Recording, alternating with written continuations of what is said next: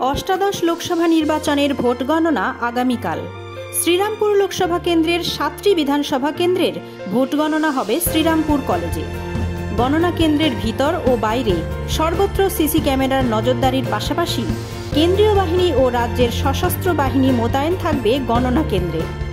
শ্রীরামপুর লোকসভার 7টি বিধানসভার মধ্যে রয়েছে হাওড়া জেলার ডোমজুড়, জগৎবল্লভপুর ও হুগলি জেলার জাঙ্গিপাড়া, চণ্ডীতলা, উত্তরপাড়া, শ্রীরামপুর, চাঁপদানি বিধানসভা।